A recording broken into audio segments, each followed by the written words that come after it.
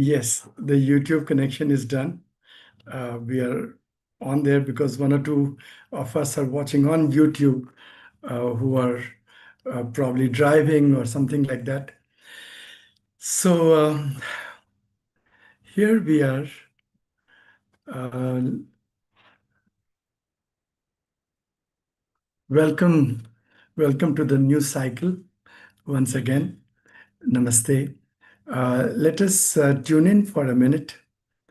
Let's bring our awareness to the flow of our breath. Tune in to God, to the presence of God, Ishvara. And then we take our evening as it flows. So, just for a minute or so, bring our awareness to the flow of our breath very deeply and stay still.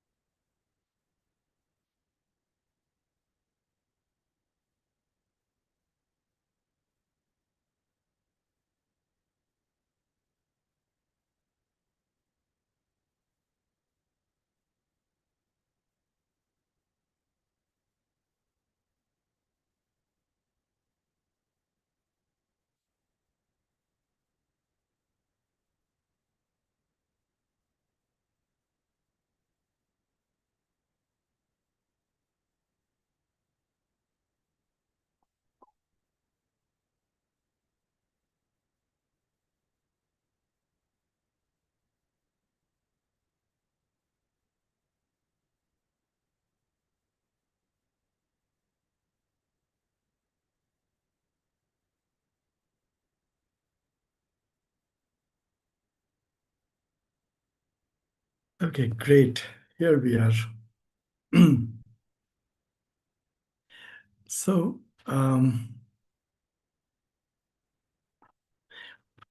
we we are in a flow where our journey is always, it always remains new, and we can join anytime. Whenever we join the journey, we are always new and fresh in that in that point. Just as it says that you cannot step into the same river twice. At the same point, you put the foot, you come out, you put the foot again, the river has changed. It is always new, always new. Dine dine nave nave, each day new. So with that spirit, we have been continuing this journey for now close to 6 years. And we have been studying some texts, doing uh, going over some secondary texts, practices, mantras, a whole lot we have done in the last 6 years. And yet we are rebooting and beginning again. So what I did was I have called it a flowgram and not a program. It's a flowgram. It will go as a flow and we'll see how we move. But today I thought let us first look at what what direction is this flow going to be, or what flow are we going to tune into or be part of as we go. So I'm sharing uh, just a hand note just for our convenience, uh, so that we can have a look at it. I just made it with hand. It should not look so complicated, but here it is. Here, this is the course flowgram. So what are we actually looking at?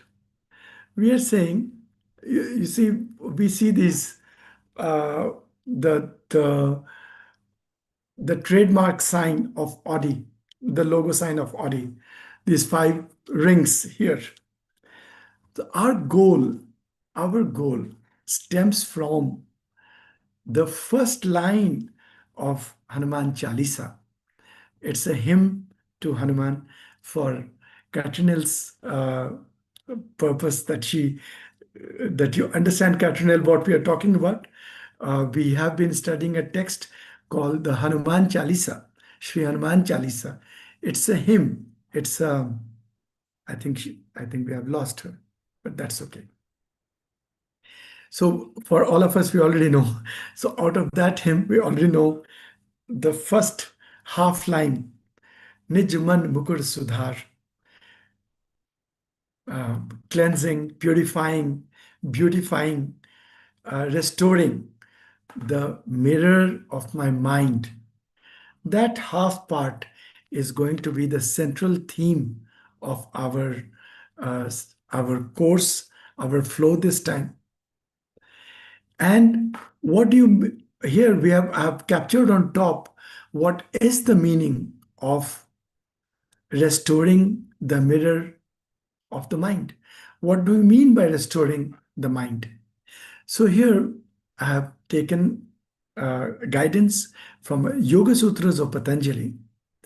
It's an ancient text, 2500 years ago. Maharshi Patanjali, sage Patanjali, codified his understanding about the mind and how to guide that mind into crystal clarity, and out of that mind, how to lead that mind into a space of no mind almost, or bringing the mind into a space of perfect balance, samadhi, so that beyond that, the elements of nature or nature herself retreats and takes her own position, and consciousness gets liberated from the connection or adhesion with nature and gets liberated also, arrives into its liberated pure state. That is the goal set by Patanjali, and he describes mind of being at four layers. The first layer of mind is known as chitta, scattered mind. That's how our minds are currently. That's why I've written here, you are here. Chitta mind. We are here. Our minds are scattered, totally scattered. We are not able to. Most people complain of ADHD. Children certainly can complain, and adults, psychologists are diagnosing children with ADHD, giving some medication, but they miss the point that they themselves could be having ADHD, totally scattered mind, especially with our digital media working all the time. Our minds are gone like that. So that's the first level of mind. The second level of mind is the delusioned mind, Muda. This is the second level of mind. Some of us could be in delusioned mind also. Delusioned mind will include disillusioned mind, a disillusionment with the world, with relationships, with work, with life, with health, with beauty. So from scattered to a delusioned, disillusioned mind. Patanjali says it is qualitatively a bit better than a totally scattered mind. And then comes the mind, the state of vikshipta, which is distracted mind. So one was scattered mind, one is a distracted mind. That means this mind does have the ability to gain depth, get concentrated, but it gets easily distracted. And this mind I have called as fragrant mind, a mind which is fragrant. So from where we are, we want to start our journey towards making our mind a fragrant mind. And that mind then rolls into ekagra, one-pointed mind, concentrated mind. At that mind, at that level of mind, we will be able to achieve a depth in our experience, a depth in our minds. We'll be able to go to the depth of whatever we are perceiving, ekagra mind. And then that rolls into a mind which is niruddha mind, harmonized totally. Niruddha, completely controlled. We can't really say mind is controlled, but we'll say the mind is harmonized, calmed, niruddha. That's the goal of yoga. Actually, the definition of yoga is yoga chitta vritta nirodha. So nirodha means some kind of a control on the mind, on the modifications of the mind. We'll understand that in a bit as we progress. But our mind will begin to become niruddha. At that time, our mind experiences fulfillment and freedom, both. And this is what we are looking for, isn't it? We are looking for fulfillment in our lives. Our mind is seeking fulfillment, either with people, places, things, experiences, some fulfillment, and also freedom. But what is that fulfillment? How that freedom? We'll talk about that. And there's also the space of self realization. At this point, mind comes in direct uh, contact with the self, in deep, direct, reflective contact with the self. Then the next layer of mind is samadhi. It leads to a state of mind which is samadhi, deep, deep, deep absorption. And that absorption is said to be of one, two, three, and four levels. That absorption. At the fourth level, the mind arrives into a point where mind drops off. It belongs to nature, so it rolls back with nature away. And the self, consciousness, the self who is talking to you right now, that self, who is listening through your ears right now, that self, it is also called as Atman. The Atman, the self, the conscious being, becomes liberated from the contact with Prakriti. It becomes totally free. And then it, at that instant, merges with the total self. Well, and there I've written, you have arrived. Now, that sense of complete liberation, kaivalya, we call it moksha, nirvana, however, highest rest, param vishram, that highest achievement, as if I have found something. But that is achievement not in the sense of a thing, but in a sense of a state of a total completion, a total wholeness, as if there is not even a single thread anymore to be wanted, to be yearned, or or like that. That state. The beauty is that that state is a deep memory in us. And therefore, we seek that state. Why are we here? Because we are seeking a state of complete tranquility, joy, not wanting anything, total freedom. We are yet not able to define that, but we are seeking that. We seek that some usually in, I'll not call it wrong places, but we seek it in the places known to us in terms of things, people, experiences, places, acquisitions, names, titles, money, holidays, vacations. We seek that. We think if so and so things happen, we will arrive into a place, a space of peace, or a tranquility, a happiness which is sustainable. We don't want it just for a day. Sometimes we go on a vacation for a week, but in our hearts we feel, I wish I was living here by this sea. Sometimes you we all have experienced it. You go for a vacation to a place and you find, this place is so beautiful. I wish it would be so beautiful to have a property here. And that is how very rich people buy so many properties across the world. If they go to Spain, they buy property in Spain. Then they travel to Latvia, they will buy a property in Latvia because they like that place. Similarly, person. Sometimes we meet a person in a plane, in a flight, or at our workplace, or wherever, and that person becomes so dear to us. We like that person so much. We say, this person, if I could get this person in my life for all the time, my life would be set. Or status, or money, or things like that. We are seeking that. But that seeking actually is coming from the impulse of a memory or a state, the original true state of freedom and fulfillment, a true state of wholeness. That becomes the primal urge and becomes the kick to our journey. So, our journey, then, our inner journey to get into that state is propelled not by an advertorial, but by our own inner impulse to be that, which we are seeking. And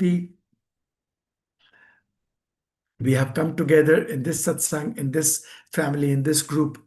There are other people, other big groups, large, small, all kinds of groups who are also wanting to achieve the same result or the same arrival. And people choose different people, different groups, different paths. Our path, our path comprises of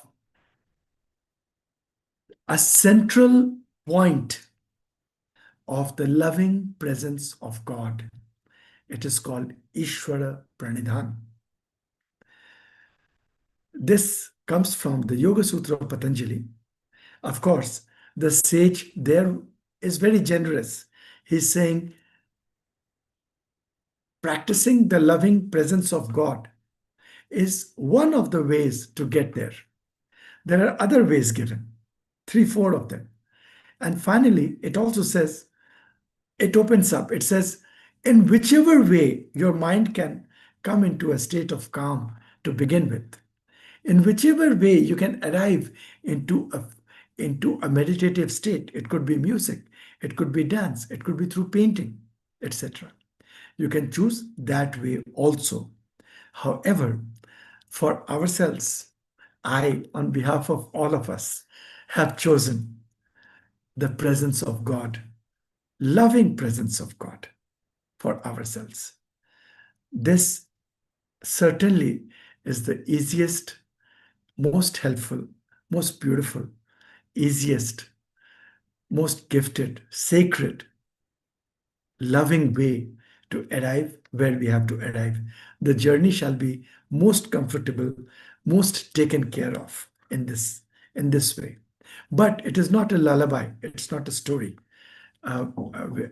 We will go into various details about Ishvara, about Ishwar Pranidhan.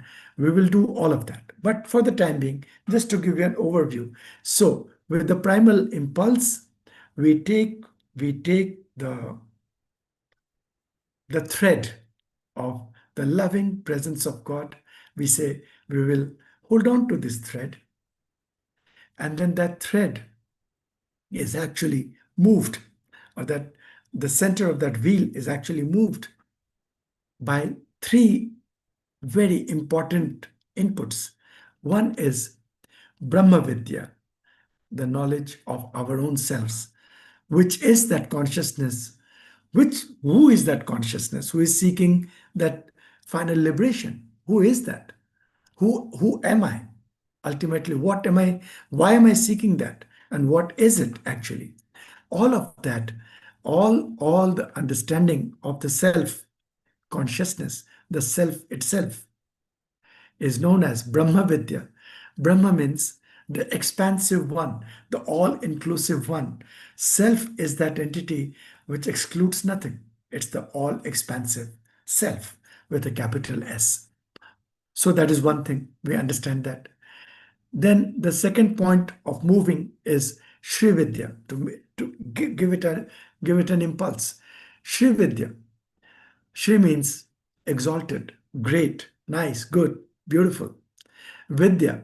Vidya means that which shall make me beautiful, exalted, great, that shall beautify me, that shall pleasant my mind, that shall take care of make me more beautiful, even in my body, certainly also in my mind, in my emotions, in my thinking, etc. So Sri Vidya is the practice of beautification, making allowing more love to surge up, to make our hearts, to make our lives love centered, beauty centered, as waves of love and beauty. Sri Vidya. That's Sri Vidya. And this will be a set of personal practices that we will do within to create a environment for our mind to blossom into a fragrant mind.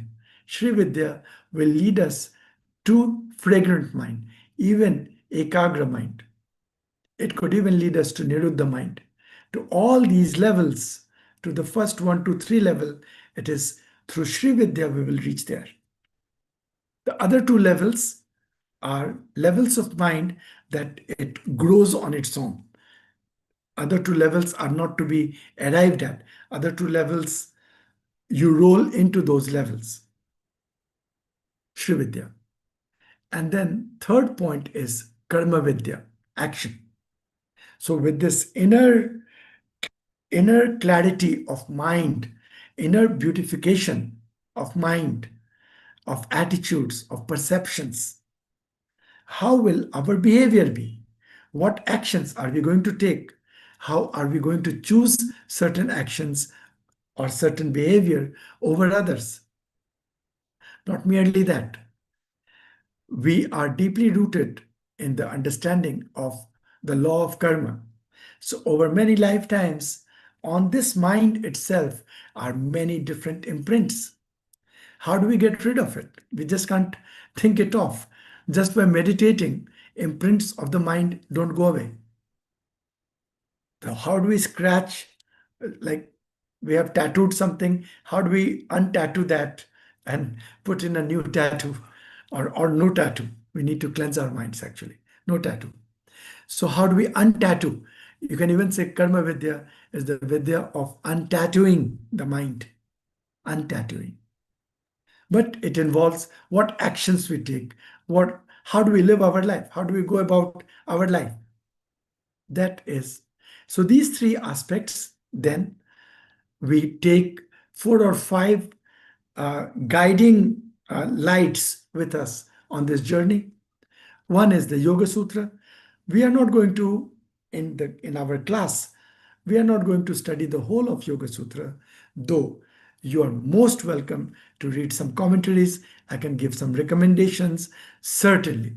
And for Cathedral, you will find it in very good commentaries, even in Spanish, because a lot of work has happened on that.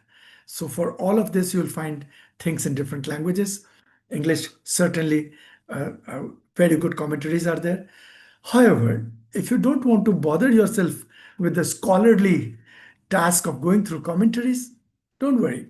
We will skim, we'll take out the nectar from that, and I'll bring it to you, and you can trust that it is the nectar taken out. And first begin to use it. First begin to use those nectarine points, and then if you are drawn, go into the flowers of verses and extract your own nectar. Why not? So Yoga Sutra, Gita, from the Bhagavad Gita, we'll be pulling out a lot of verses, not all, but few, which will, Bhagavad Gita will mostly support Brahma Vidya, Yoga Sutra will mostly support Sri Vidya and Karma Vidya. This is how it is. And then through the Sri Chakra, we have a very complex, beautiful geometrical design. All of us are aware now, the Sri Chakra. It's a geometrical design. It is our compass. Also, it is our beauty kit. We recognize this triangle means that, this petal means that. When I look at that petal, I pick out mentally that particular intention from that petal. It's our, you know, how women have a beauty, a small beauty kit in which there are different blushers and colors and lipsticks and things like that, powder. Also, Sri Chakra is our mirror in which we look into that and dress ourselves up. Ourselves up would mean our minds up, our lives up. Every aspect of life is reflected in that beautiful, sacred geometry and ancient geometry.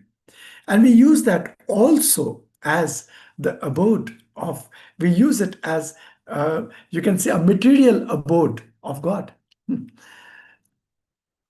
It might sound strange, especially to the Western mind. How can there be a piece of paper and you say God lives in this diagram? But trust and have faith, and we'll discuss. We will arrive there.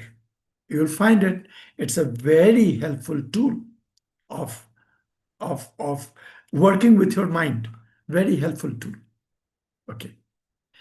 Then we have a mantra, Shri Mantra, a set, just a very simple, of course, for Katrinal might take a little long time, but somebody will work with you, Katrinal. Maybe Urvesh Bhai will work with you.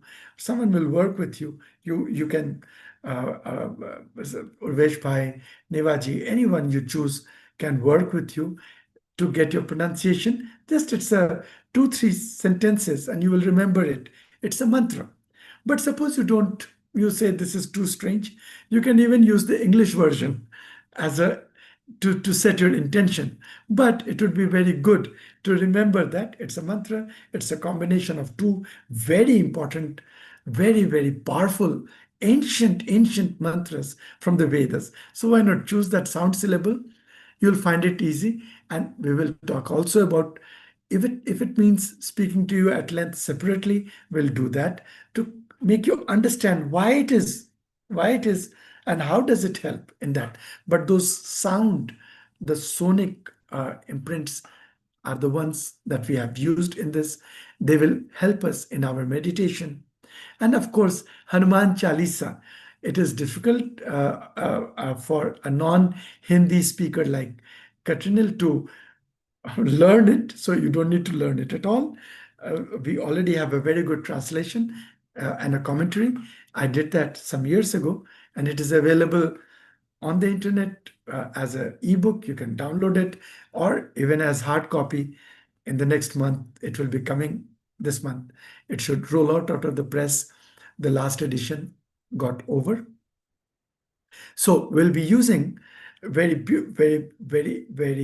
important um, uh, uh, verses from the Chalisa to guide us. So these will be our guiding points. With that, based on all of this, we will create,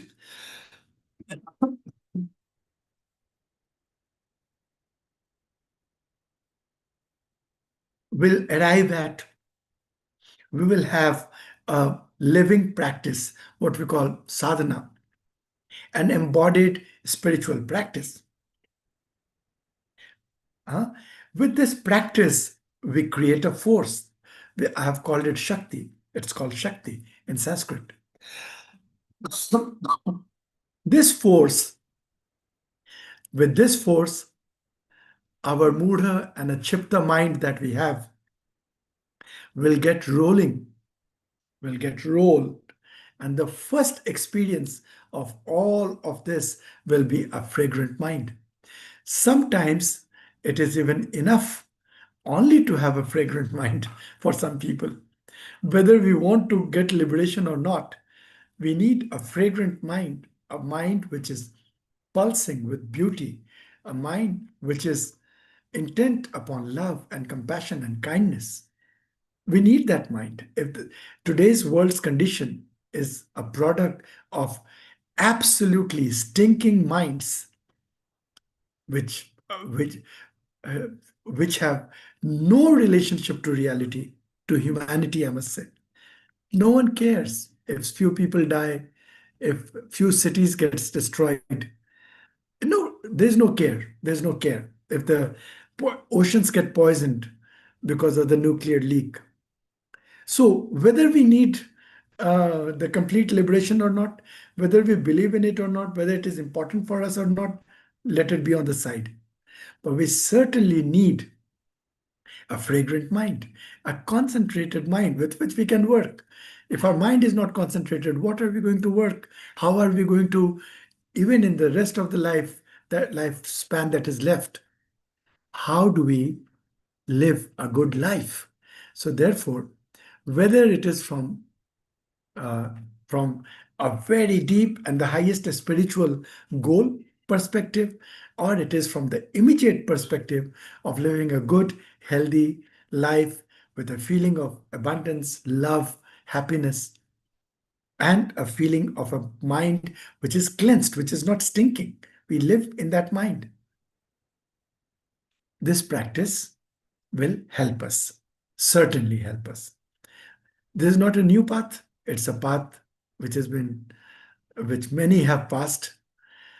If you look at it, if you were to talk about it with friends, some people will say, well, Yoga Sutra itself is a complete path. It's called the Ashtanga Raj Yoga, or Bhagavad Gita itself is its own path. It's a Brahma Vidya path. Or Sri Chakra, there is a Sri Vidya path, which is altogether a different path. Or Hanuman Chalisa, the worship of Hanuman and the rituals are a different path altogether. What am I doing here with all of them sitting there creating the force? Well, what I'm doing here is taking the best practices, the best gems, the honey from each one of them, and bringing it together. What authority do I have? Well, my name is my authority. My second name is Mishra. Mishra means one who mixes, who synthesizes. I come from the tradition with synthesized practices in their for their own personal growth, that community or that tradition. There are other traditions. I belong to the tradition of synthesizers.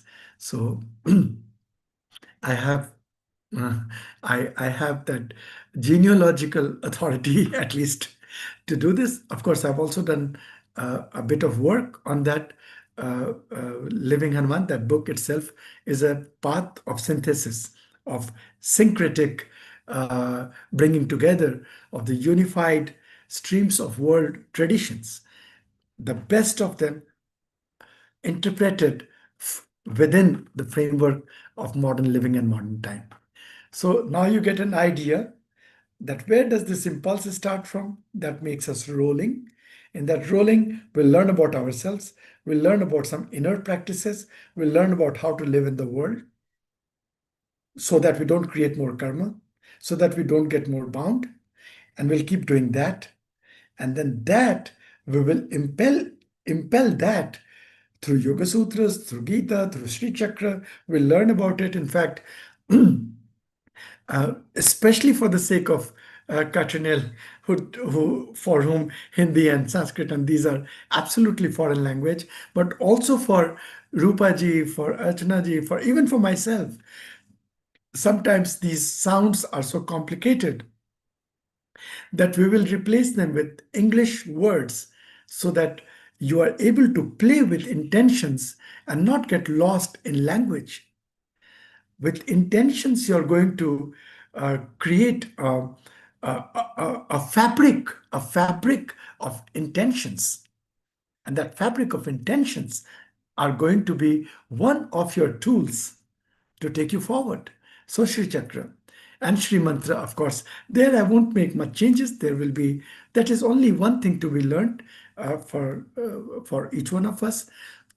But we will go into great depths of how are we going to use it. So for Katrinel especially, because she's joining now, you might sometimes find it is very deep, but you are absolutely qualified to be there because that is how you have been planned. You came in at this time when we are going into that depth. So depth doesn't mean that we are going to jump into it and leave everybody swimming like that. No, we'll go molecule by molecule, inch by inch. We are all on the same level. We are, no one is advanced or senior. We'll go together and we'll have these practices. All of this together will make a living practice, not only listening, not only just theoretically thinking that I know this and that, and I will do this and I'll do that. Not that. An embodied spiritual practice. This is what we are going to develop for ourselves. And then with that energy of that practice, we are going to push our mind from step 1 to straight into step 3, which I've written as 1, but actually 1 is kshipta, total scattered mind, to a delusion mind, to a fragrant mind. And then we will enjoy that, and we will then see how we progress into ekagra. This could be 1 year, 2 year, a 5 year project, whatever. I pause here for a couple of minutes to hear you on whether we are on the same page as far as this is concerned, the mapping of our journey. I just want to thank you, Pavan, because I feel very welcome into this group and into this teaching, and I think it's absolutely amazing for me. It's something that I really appreciate that is happening at this time. I totally understand your language, what you're saying. I'm with you. I have not. I mean, I'm not.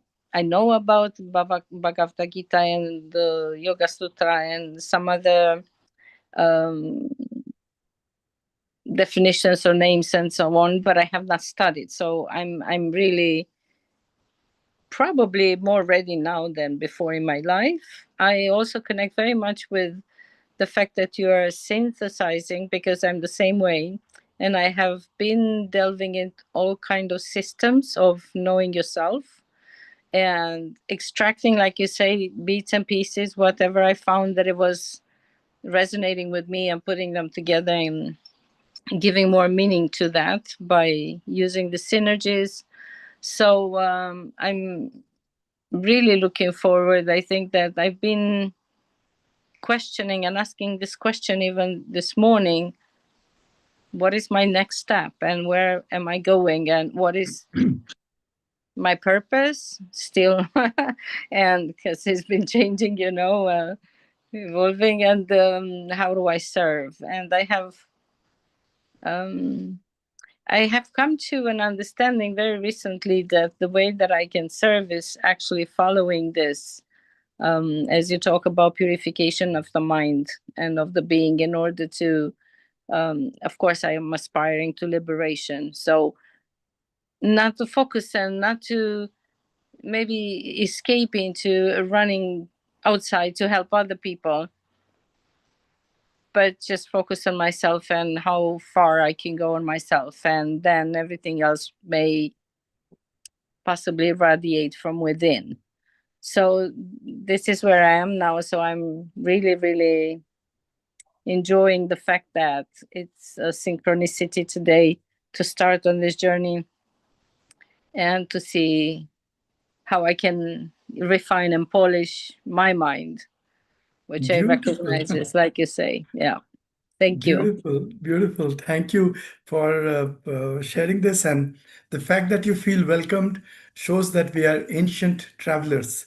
We have Mm. found our caravan together. That's why Yes. you have just come in the right place with your buddies. But here I will make a loving request to you that as we progress, that this is going to be a dialogue and not a Sunday sermon. So please do share on the points that you feel, your own wisdom that you might have collected from a different source altogether. Mm-hmm. And let's Mm-hmm. get that coming in. It will be so enriching to our journey. We are all here, and I will use your wisdom also in the Hindi group, which now we are doing it in two. So tomorrow will be the Hindi group, so that everybody gets benefited from our lives seeking and journeys. This is fantastic. Thank you And very much. Yeah, this is true welcoming, because we all have to contribute somehow. Yeah.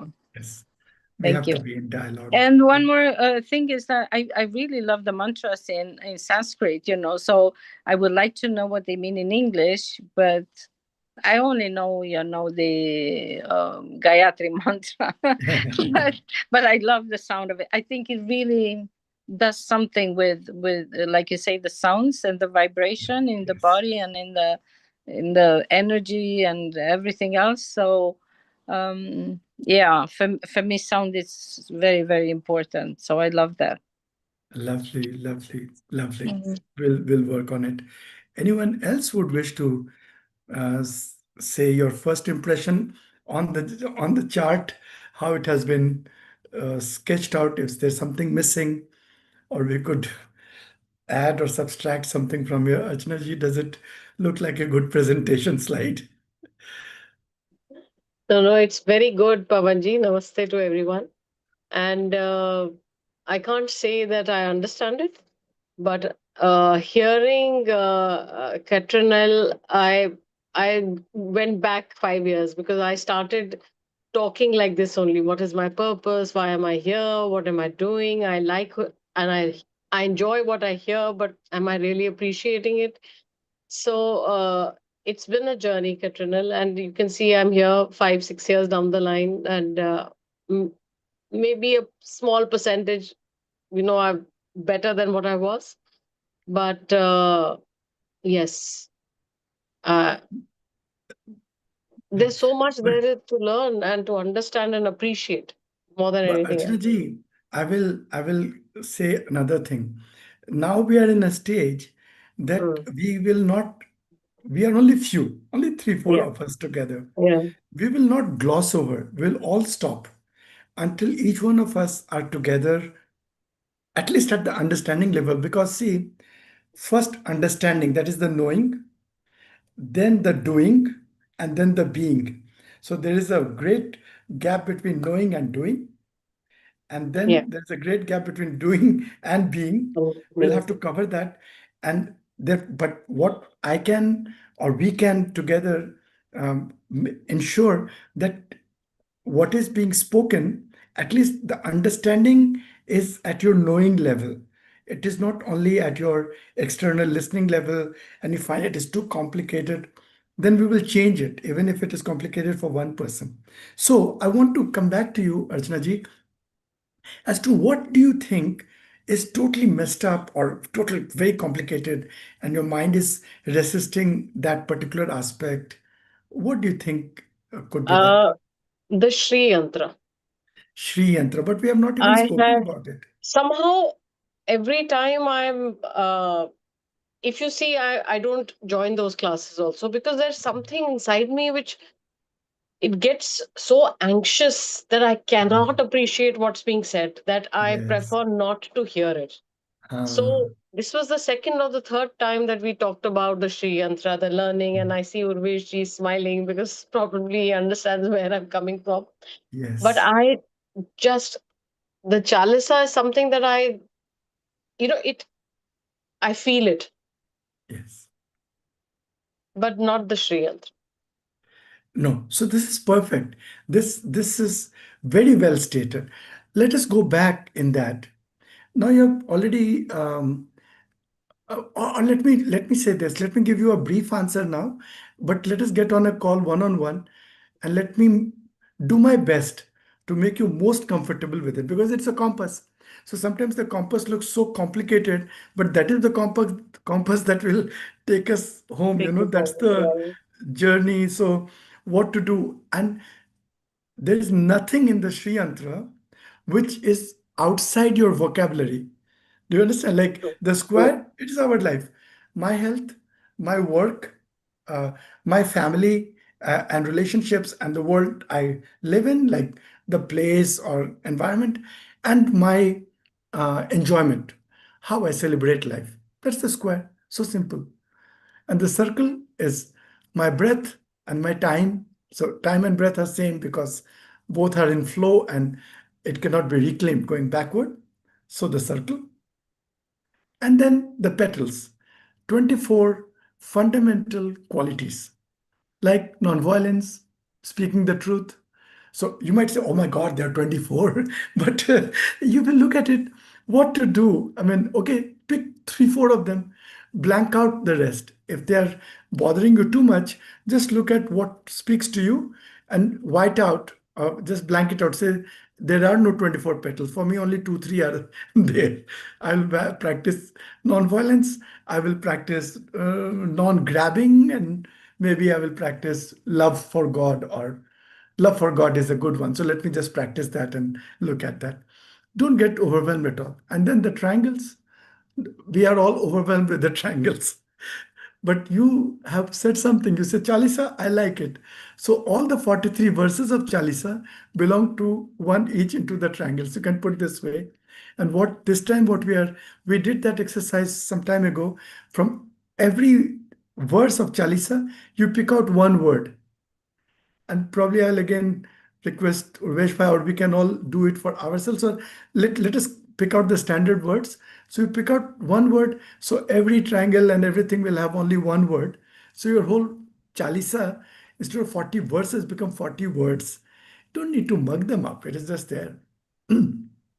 At the center is yourself, or Bhagavati, our mother goddess, or Paramatma, whoever you want to put the liberation at the center. This is so, it is, there is, you will, I will speak to you once again and make you as comfortable with all these as it is possible. But in your mind, just say it is okay. I'm not uncomfortable with it. It it is within my vocabulary. There's not one thing that you'll say this one is not in my vocabulary. Does it sound better this way? Can, can I simplify for Rachanaji? Yes. Okay. Take it Sri Yantra is the vehicle. It's the latest car with all the technology. All these petals, all these triangles, all these squares and everything are the components which runs this car. You have to concentrate on the pedal and the steering. That is yourself. And yourself, you are riding that vehicle and you're going to reach the destination. So understand in that way is that it is a very simple way. Don't need to get overwhelmed. We don't understand all the components of the engine. We don't need to understand all components of the engine. We need to understand that these are the components which makes this engine run. Knowing is better, so no other mechanic can make a fool out of us by saying that that component has gone bad and yeah, I will be charging you extra amount for this. We are so once you know this, forget about those components. Just concentrate on the steering wheel and the clutch or the pedal, which because this vehicle is on auto mode, you don't need to change gears as well. It will change gear on its own when it takes the speed. Very good. Urvesh I Bhai. will try. Focus on the road, focus on the road, Yes. pedal and steering wheel. Very well said, Urvesh Bhai. So, Archana ji, you don't need to learn the Sri Yantra, but you need to know how to use it. That's all. Just the user end uh, of the Sri Yantra. That's all. And it's only one of the things. What else do you find uh, complicated in the whole? Let me just share it once again so that you are you can pinpoint that this particular thing looks very complicated and I cannot get past it. Anything else that you think? Yoga Sutra and all of that, we will be just using simple guidance from there. An example of that we will do today, though we are running out of time, but just one example. We'll just touch it as an example. It is important. But anything else? These are only stages of mind. I've written it. That's all. Scattered mind, we know how it is. Delusioned mind, also we know. And fragrant mind, we have to arrive into. Rest of it, forget it. Once we get to fragrant mind, we'll see how does concentrated and this, that. This, let's only concentrate on building qualities about the fragrant mind and get there. And basically, fragrant mind will be a mind without conflicts. Yoga Sutra defines it as Vishoka vai Jyotishmati. Sorry, Vishoka va Jyotishmati. That means Vishoka, a mind which doesn't have sorrow, a mind which is an unsorrowed mind, and or the other way around, an unsorrowed, unsuffering heart, and an illumined mind. So when you go inside and you feel there is a light bulb like that in my mind, and my heart is totally light, That's the state of, you can say, a fragrant mind. We just have to get there for to number one. That's the first station. Rest of it, forget all of that. Those are for our sense of direction, that we are in that direction, but we'll get there, then we'll understand the next. Right now, there's no point. And we will not even complicate. I will not even go into the details of these now. We'll just stay with this journey. Does that sound a bit better? It does, Pavanji, and I will, if it is shared, the diagram that you have, one can always read it. It looks Ah, complicated, but I'm sure when you read it yes. carefully, then it won't be so complicated. Yeah. Exactly, exactly. Nothing, I just wanted to put everything on a piece of paper so that we can talk. So it's just a note, Mm. and I will share it also. And I'm sure someone like Hitesh or somebody can actually make a better presentation than how have I written with this. So fantastic. So we are, Rupaji is there or not? But is she? She's there. Whatever. So we will keep moving on. What I mean to say is that let us have a lot of interaction, not only during this 1 hour, but also rest of the week. And you can write in the group, that is the best, a question or whatever you're doing, because now we are going to get into the brass tacks. When do we start? We start today, now, from the next slide. So the first step, Ishwar Pranidhan, is what we are going to touch today to kickstart ourselves in and for the love of God. Let's look at how it looks like.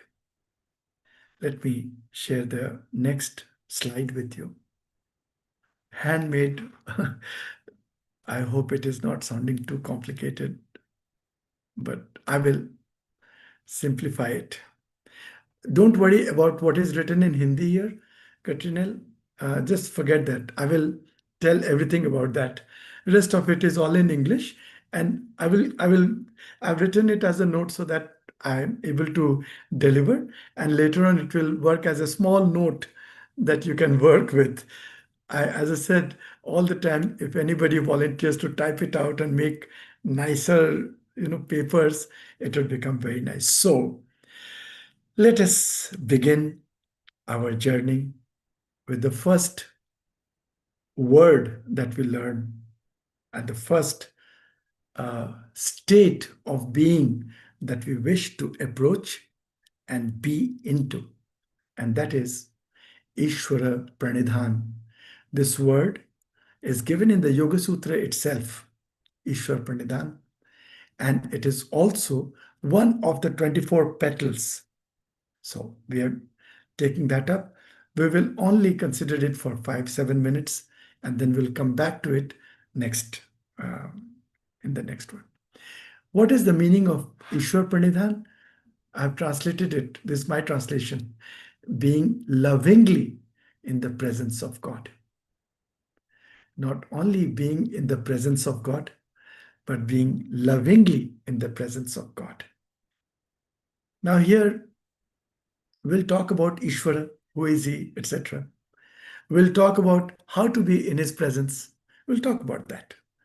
But if you are able to get into this mood, to be in a mood of being in love with God and experiencing his presence, just the mood, just the wish, just the intention, it will work as it is very bad to use this word that it will give us so and so benefit.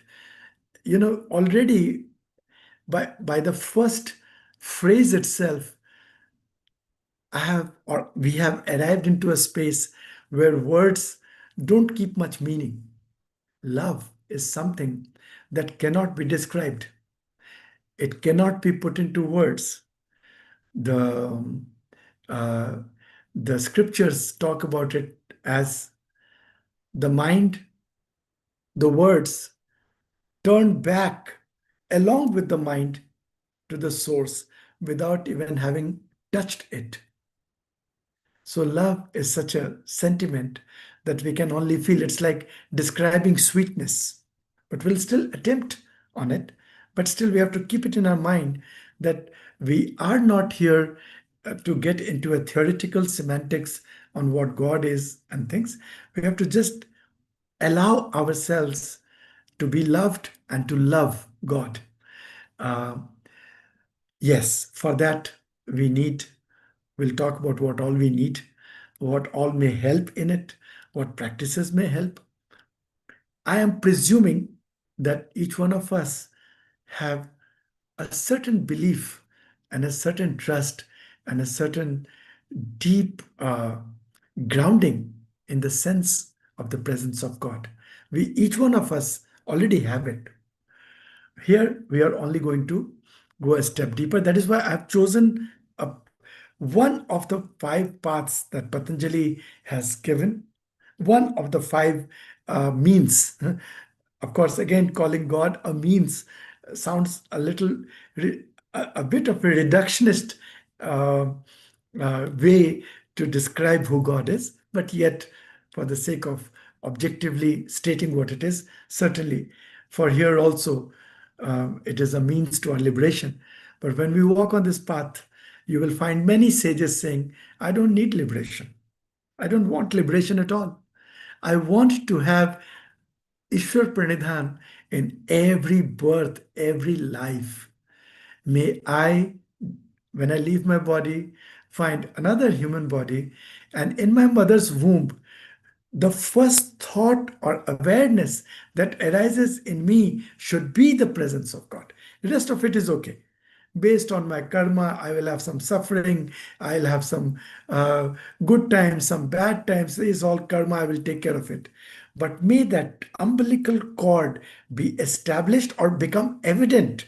It is always established, but may it become immediately evident to me as the first awareness arises in me as a fetus while I'm still not yet formed in my, while my body is yet forming in my mother's womb.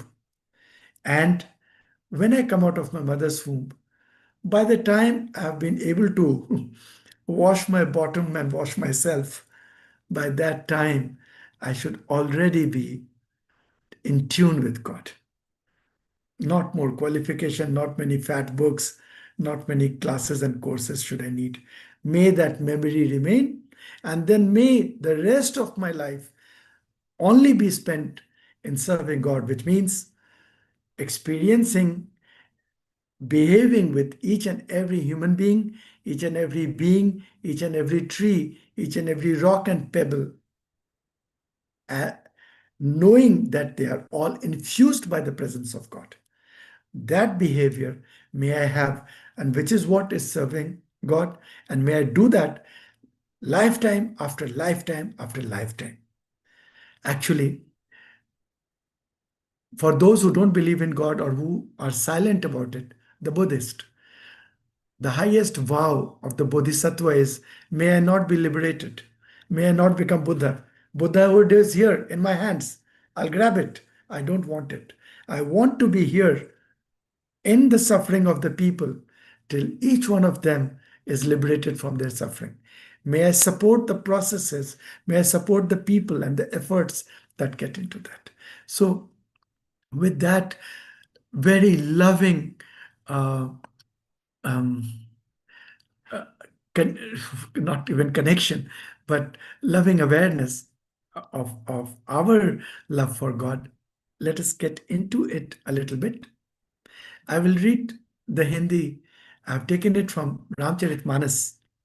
In that story, in Aranyakand, in the episode of the forest, one day when Ram was seated very comfortably relaxed, Lakshman, his younger brother, comes and asks him a question, a very terse question, comprising 4 or 5 things put together, very terse.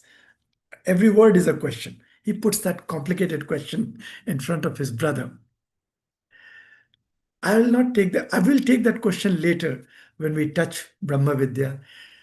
The answer to that question is known as Ram Gita. Ram Gita. So Bhagavad Gita is delivered by Krishna to Arjuna. Ram Gita is delivered by Bhagwan Ram to Lakshman. So we'll take that. But this is the introduction to Ram Gita where it says, Ek bar Prabhu Sukh Asina, Lakshman Bachan Kahe Chalhina, Sur Nar Muni Sacharachar Sai, Mai Pucho Nij Prabhu Ki Nai. What he's saying is, once when the Lord was relaxing, sitting in the forest, that Lakshman Bachan Kahe Chalhina, Lakshman spoke some words which were unstained by any other emotions than the purity of knowing the truth. See, sometimes we ask questions to judge the the knowledge of the teacher. Sometimes we ask the question to express how knowledgeable I am, to have framed a question so complicated so that the teacher says, wow, what a question. You are a very knowledgeable scholar yourself. We ask questions for different reasons. Here, Lakshman is asking a question without any such stains from a very pure space of purely knowing. And what does he say? He says to his brother, he's saying, Sur Nar Muni Sacharachar Sai. Oh, my brother, you are the Lord of gods, of human beings, of sages, of everybody which is moving or not moving. You are the Lord of all of this. But मैं पूछूं निज प्रभु की नाई. I ask you a question as my Lord, my God. Let us put it like this. You are the God of all human beings, of all the sages, all the human beings, of everybody, you are the God. But I am asking a question from my God. I have put that Nij Prabhu under a heart. Why? Because many people are theists. They believe in God. Rather, most people believe in God. If you just look at the population, maybe 70% people in the world may be believing in God, or more, even more. So you believe in a God who is there, who is the Lord of the universe. They would call him the universe or the intelligence or the cosmic intelligence and use all kinds of jargons and words to call him. But there is no love for God. Why? Because, yes, I know there is God. That doesn't create in me any love for him or her. The love for God will arise only when you use the words, my God, my, my Lord, my God, my Ishvara. In India, we have many names to that. But to have a personal relationship to God is the starting point of cultivating love for God. And for that, the text itself, the, the Yoga Sutra itself says, Tasya Vachaka Pranava. Pranav, that means Om, is the name of God. So, and it says, one must repeat that name. The word is japa. One must do japa of that name. And japa is not possible to be translated into English. It is not chanting. It is not repeating the name. It is all of it. It is repetition of the name or calling out of the name imbued with deep love and emotion. So it says that by repeating, so Om is the name of God. The other names of God are names related to one of his or her qualities. There are 1,000 names of goddess, uh, thousand names of Vishnu, thousand names of Shiva, thousand names for Hanuman. Everyone has thousands and thousands of names. But the name which is personal to Ishvara is Om. Therefore, chanting of Om, repetition of Om. But how? By keeping in mind that this is his name. I'm calling him. Normally, in the yoga classes or yoga schools, of course, it's absolutely correct to chant Om in a very formal and metered way. Om, like that. You can do that. You can repeat also on a mala, Om, Om, Om, Om, Om, Om. You can do that. But what will create the love for God is when you call him by that name. How do you call a man or a woman, your son or your husband or your lover, if his name was Om? How do you call him? Om, Om, Om, Om, Om. How would you call him? Call God by the word Om, his name, with that feeling. And at some point, after saying it 5 or 7 times, the sound itself will drop. Only the feeling will remain that you have called. And possibly your eyes, the corners of your eyes, will be moist by then. Now, in this, I will just very, very quickly, the the ingredients or what is needed from our side is Shraddha, faith, Virya, strength. We'll go into details later. Smriti, mindfulness, Samadhi, meditation, Pragya, wisdom.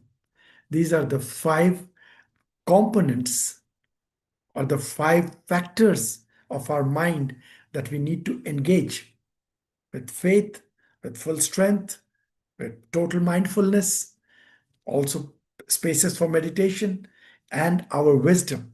We need to engage that into Ishvara, who has been defined as a special Purusha, as a special personality. Who is Ishvara? Who is God? So the text defines this God as a special person who is unsmeared by any karma, unstained. In him, the seed of omniscience rests. He is all knowing, and the seed of omniscience is within that. He is the Guru, even of the first one. So God is the Guru. God is Guru. Even of the first ever Guru that might have ever happened. The sequence of that, starting from Hiranyagarbha, Vyastu, Patanjali, all traditions of gurus have flowed out of that. His name is Om, and his name to be taken, repeated with love. And what will it do? What will this repetition do? All impediments within the mind will be dropped, and the conscious self shall be revealed. This is the goal of the name. The effect of the name of God will be that all impediments and conflicts and stains in the mind will get cleared up, and the conscious self will be revealed. I know I have overshot the time, but can I take 5 more minutes and we'll just cover it in 5 minutes? Anyone needs to leave before that, or I can? Okay. The practices that you need to do or can allow this feeling to grow within you. Quick list of practices. Gaze at the blue sky, just looking at the sky. Feel the breeze on your face. Feeling the breeze. It is Him.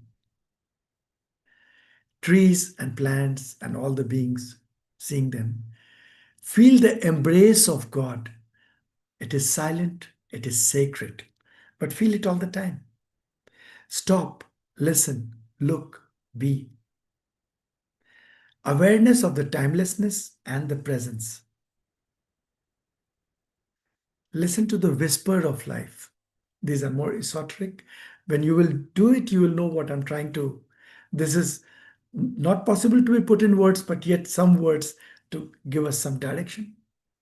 Chanting of Om, call out. And call out Om in such a way that 70 trillion cells of your body and 700 trillion guest cells, 770 trillion cells are calling out that name with that feel. Try it tonight in meditation.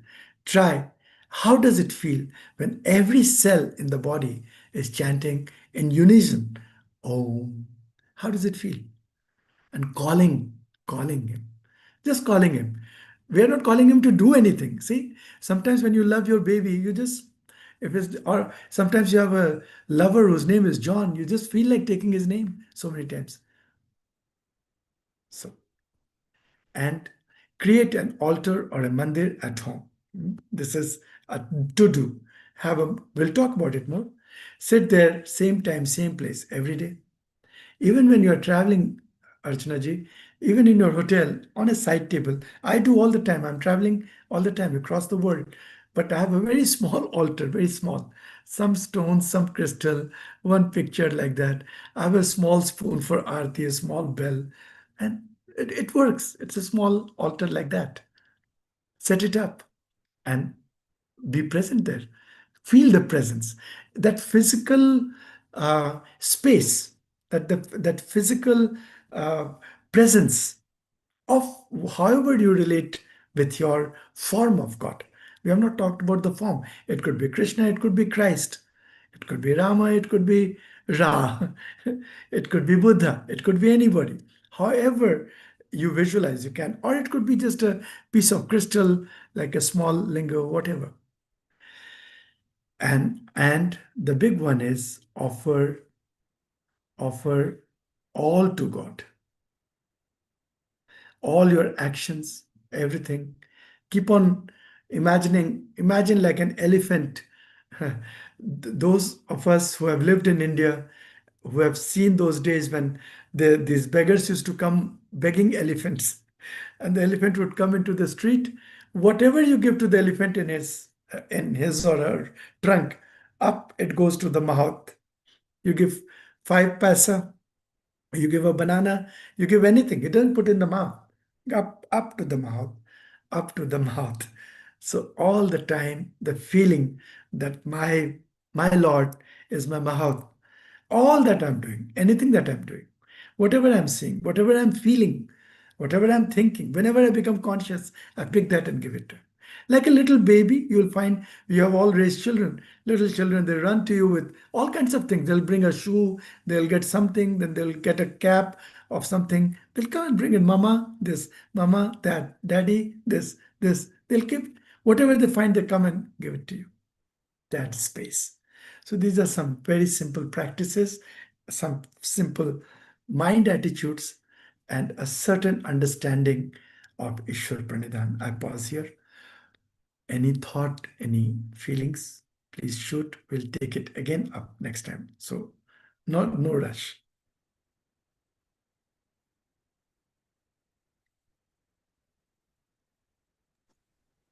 Pavan, one quick question from my side because it's a beginning now, and I know that there are meditations. So just before now and next time that we see each other, aside from the things that you talk now, is to be in the meditation group, right? Every day at the Ideally, same time. yes. Yes, so that at the same time, and all you have to do is bring your awareness to your breath and call his name. Just call him. Yeah. Like John, like Peter, or whoever, like Christ, like Jesus. But here, there is a reason why Om has been chosen or has been given. We'll discuss all of that also. But it's a mantra, it's a sound. It doesn't mean anything. Therefore, it is not contrary to any. But suppose sometimes because of conditioning, you may feel, but I relate with Jesus and Om sounds strange. Then you can say Om Jesus. You can do that. Mm-hmm. You Mm-hmm. can do a hybrid, no problem.